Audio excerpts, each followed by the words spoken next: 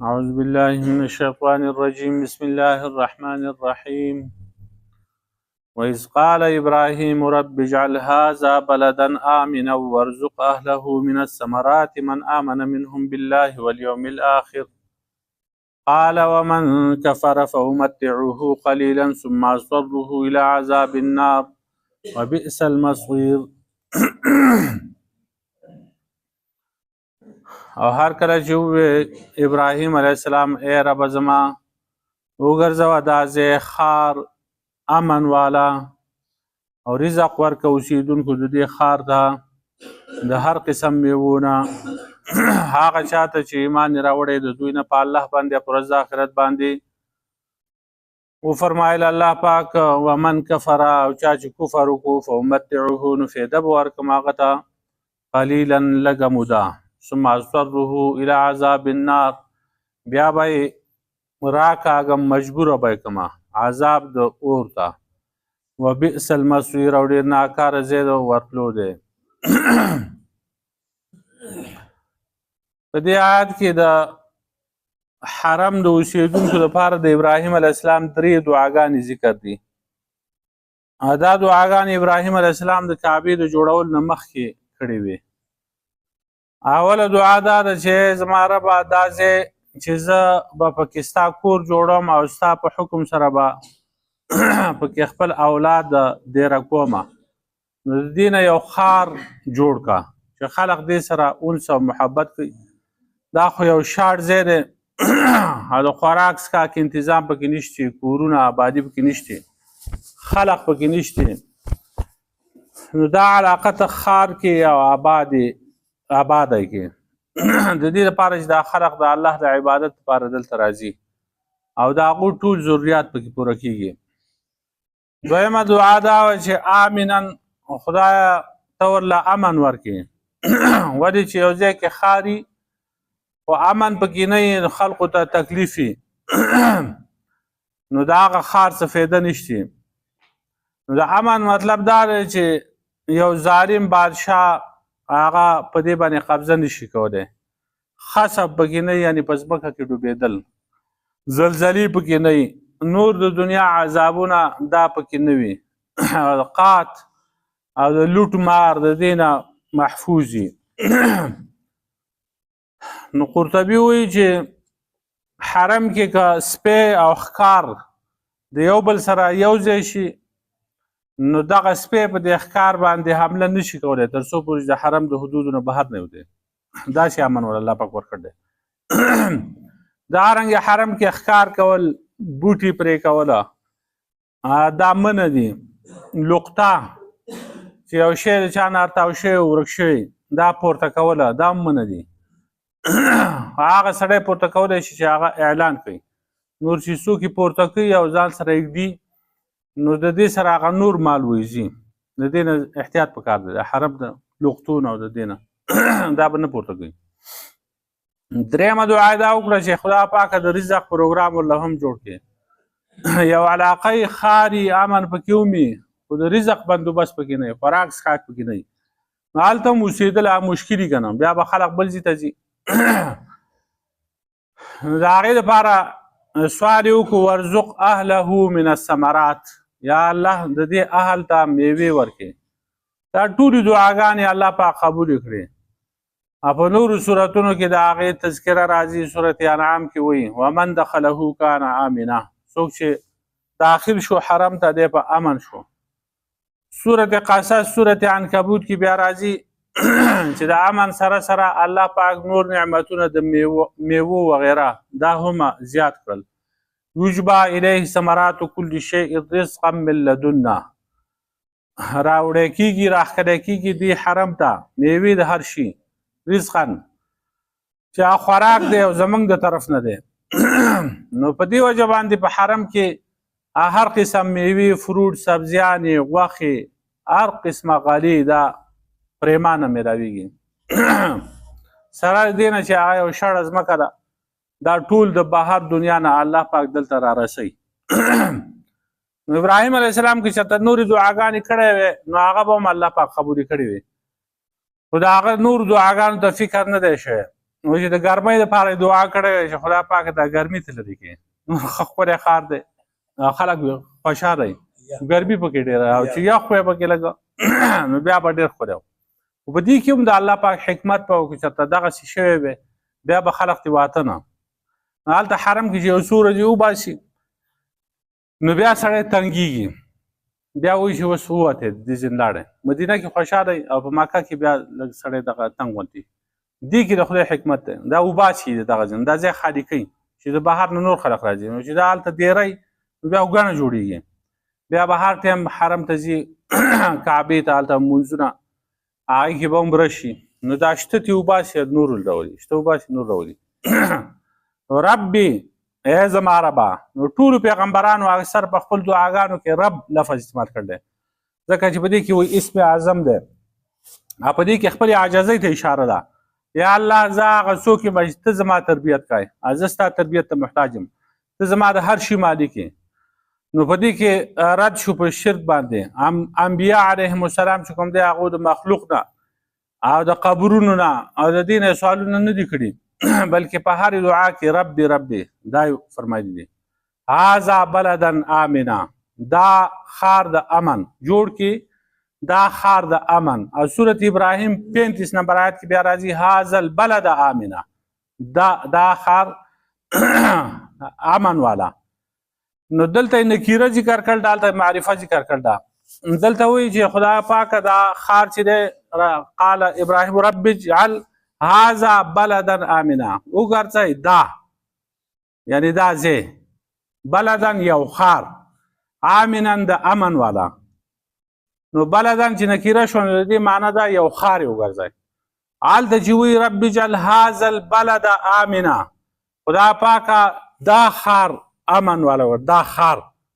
دې معنا کې فرق دی د معرفي او د نکرې. دا فرق ولې دی؟ د هغې مفسرینو مختلف توجیحات کړي دي.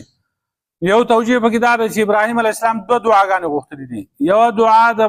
حرم او د کعبې د جوړولو نه مخکې دعا غوښتل ده. هغه ټایم کې لا خار نه و جوړ شوی، نو نکیره لفظ راوړی دی چې خدای پاکه د دې ځای نه یو خار جوړ کړي، یو خار ته جوړ کړي. دا شړ ځای دی، په دې کې نه خلق شته، نه پکې آبادي شته، نه څوک شته، خو د دې ځای نه یو خار جوړ کړي. او په دې باندې دلیل دا دی چې بیا هلته په سورت ابراهیم کې چې بیا دعاګانې غواړي ابراهیم علیه السلام، نو هلته د اسماعیل علیه السلام او د اسحاق علیه السلام د پیدایش تذکیره کوي او په هغې باندې شکر وباسي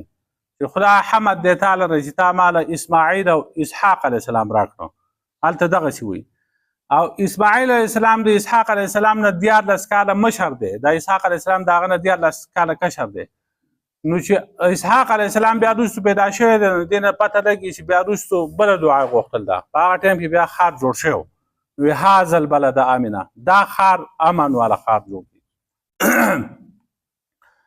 یا په هغه وخت کې دا دعا چې کوله، نو په دغه وخت کې د ابراهیم علیه السلام په ذهن کې د دې خار کېدو خاص تصور نه و. الله پاک ولې خبر هم نه ورکړی، نو ځکه یې نکیره لفظ استعمال کړی دی. کله چې بیا د خپل اهل راوسته دلته یې دیره کړه، الله پاک ورله خبر ورکړو چې زه د دې نه خار جوړوم، نو بیا یې دعا وکړه، نو البلده معرفه لفظ استعمال کوم. او بعضې مفسرین نور وایي چې دا دعا یو ځله هغه غوښتل ده، خو دواړو ځایونو کې د تعبیر چې کوم دی فرق دی او دې ته احتباق کوي، یو لفظ ذکر کوي بل پرېږدي. اجعل هذا البلد بلدا آمنا دی اصل کې. اجعل هذا البلد وګرځئ دا خار